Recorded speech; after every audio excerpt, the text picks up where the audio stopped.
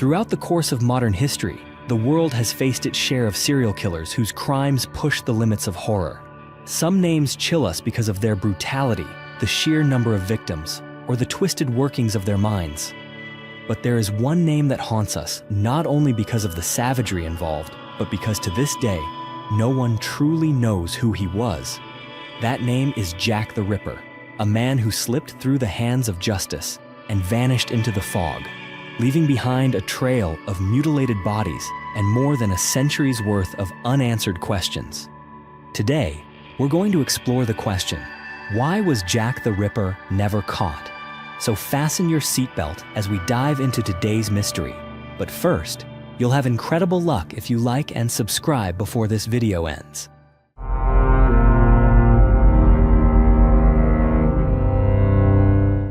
By the end of the 19th century, London was a city bursting at the seams, not only with people, but with the stark divisions between its social classes.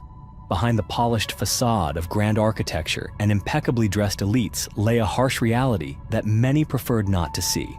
Slums were beginning to take root, and among them, none stood out more than the East End, the most impoverished area in all of London at the time. Within it sat Whitechapel, a district where darkness reigned in both the literal and figurative sense. Narrow alleys, damp and reeking of rot, formed a grim maze where thousands of poor laborers, immigrants, and society's outcasts lived side by side.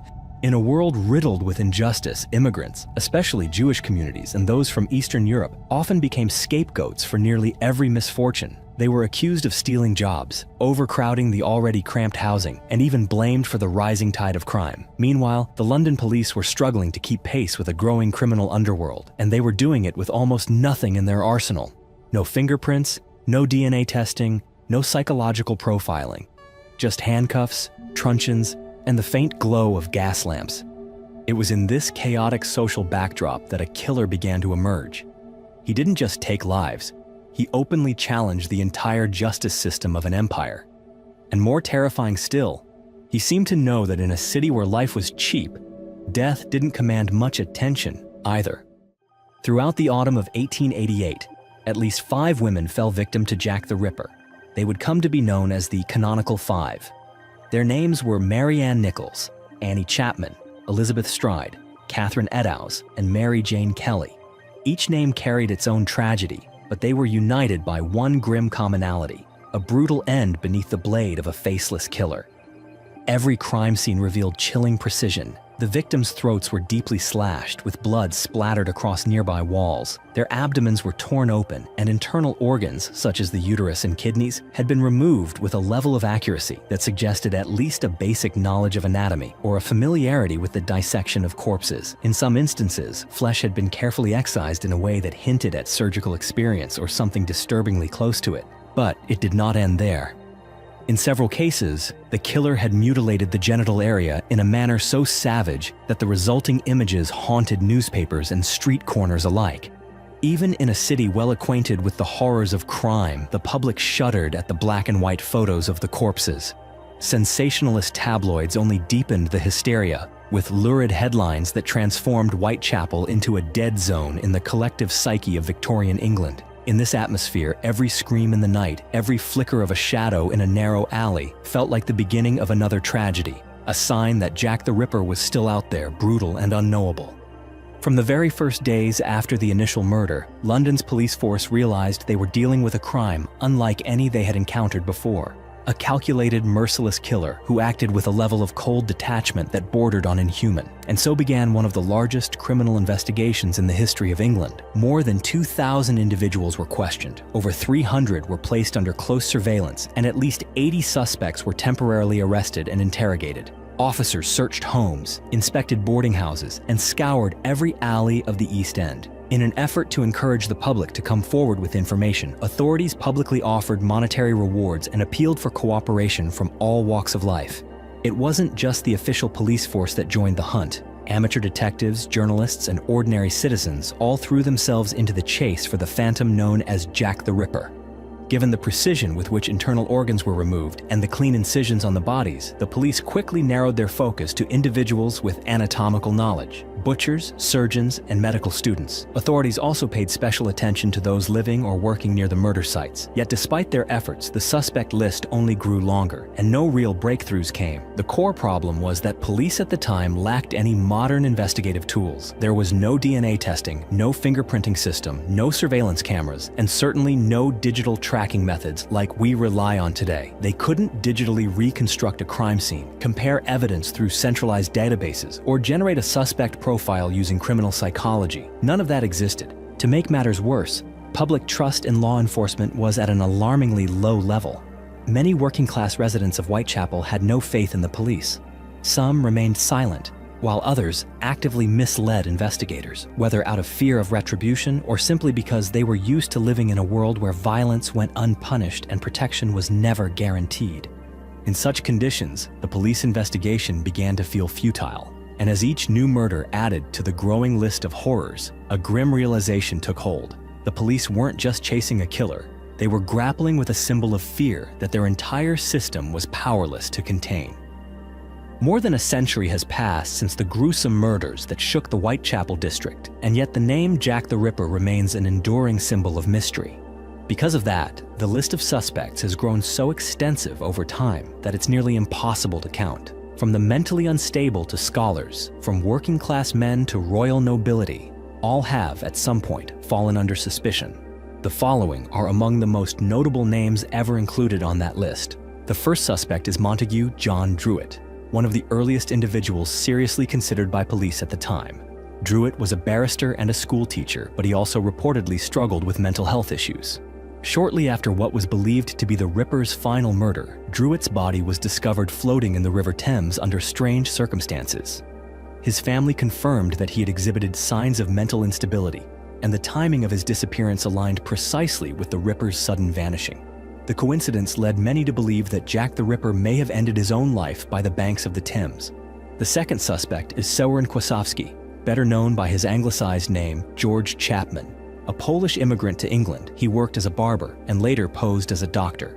He poisoned 3 of his wives and was eventually hanged in 1903. While his method of murder was entirely different from the Ripper's, his residence in the Whitechapel area and a history of violence in his relationships led some to theorize that he may have once been the Ripper before transitioning to a new style of killing. The third suspect is James Maybrick. His name became a sensation in 1992 when a diary surfaced in Liverpool that was allegedly written by him. In it, the author detailed a series of murders committed out of jealousy, ending with the chilling line, "Yours truly, Jack the Ripper."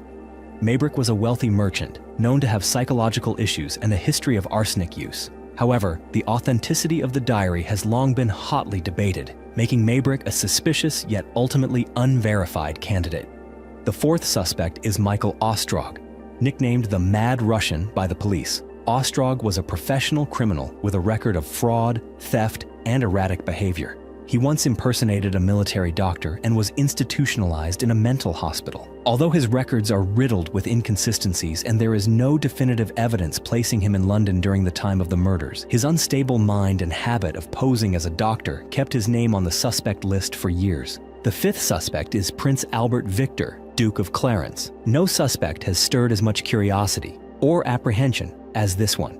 A grandson of Queen Victoria, Prince Albert was rumored to have suffered from syphilis, which some claim led to madness and death in a mental asylum. One theory suggests that the Ripper murders were covered up at the highest levels of power, and that if the prince were revealed to be the killer, it would have triggered an unprecedented political crisis in British history. However, many historians have dismissed this theory, citing evidence that places him outside of London at the time of the killings. The sixth suspect is Aaron Kosminski, one of the most scientifically supported suspects in the modern era.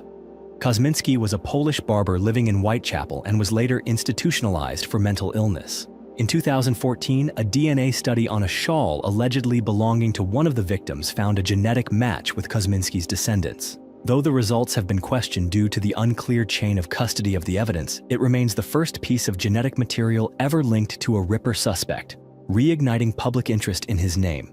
The seventh suspect is Karl Feigenbaum, a German sailor who once confessed to having urges to kill and mutilate women.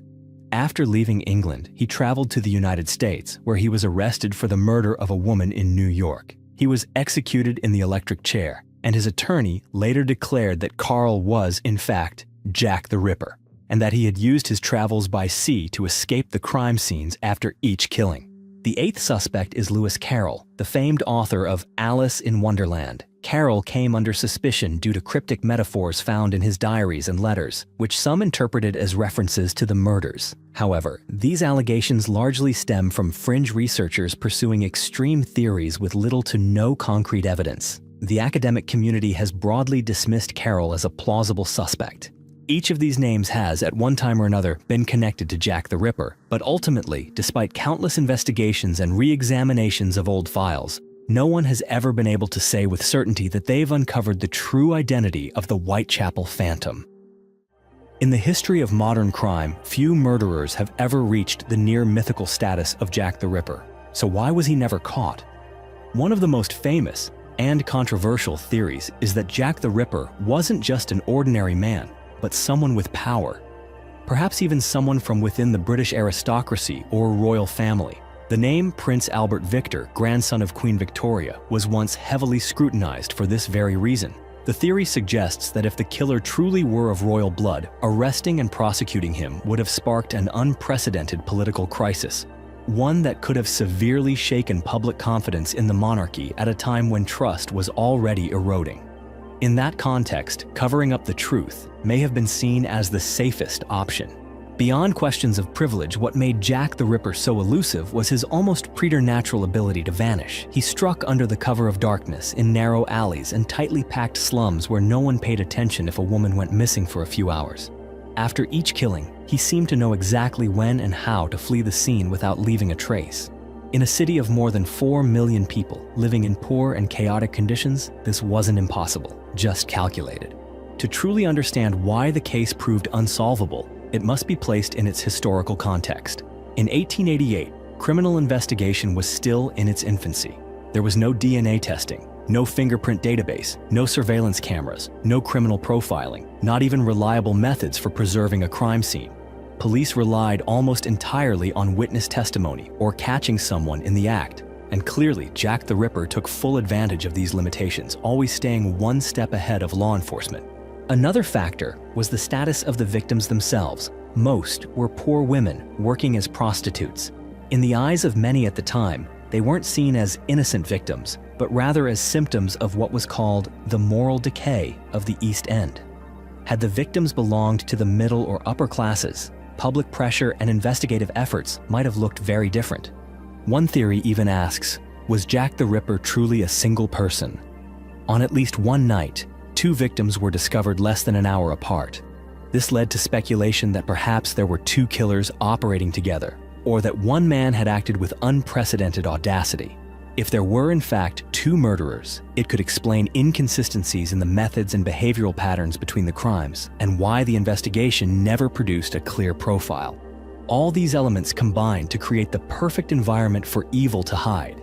Jack the Ripper was not merely a killer, he was a product of his time, born from inequality, legal blind spots, and a society steeped in contradiction and fear.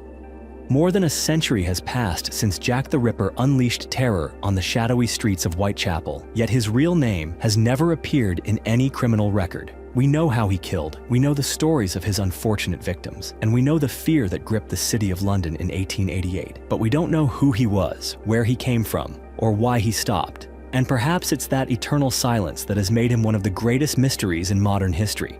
Who do you think Jack the Ripper really was? Was he a powerful man protected by the veil of royal secrecy? Or simply a madman lurking in the darkness of a city drowning in despair?